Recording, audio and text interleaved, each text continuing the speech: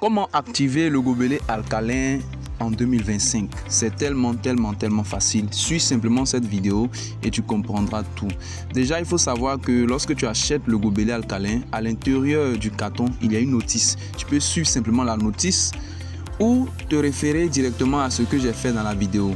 Donc, dans l'agence, il y a un robinet qui a la capacité de donner de l'eau chaude et en même temps de l'eau glacée. Donc, j'ai opté pour l'eau chaude puisqu'il faut activer le gobelet avec de l'eau chaude.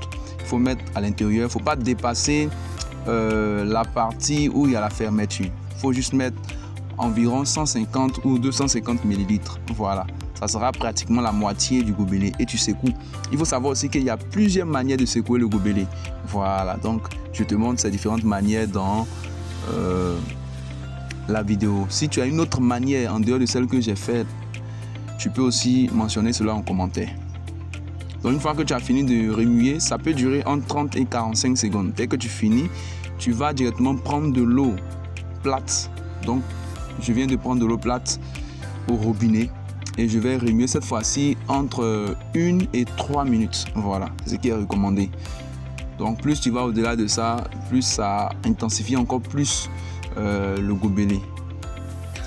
Et tu peux répéter simplement l'action. Donc fais cette fois-ci 2 fois ou t'arrêter à une seule fois.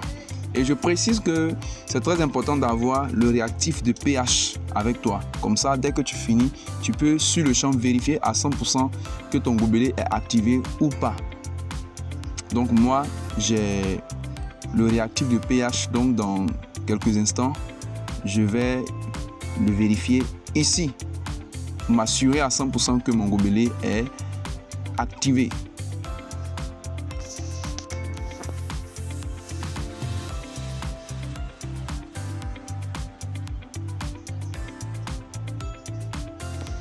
Donc voici le test, l'expérience avec le réactif de pH.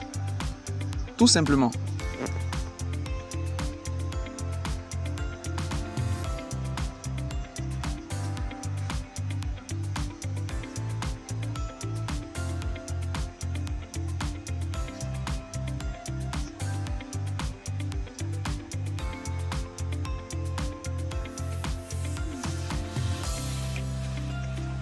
Et voilà, mon gobelet vient d'être activé.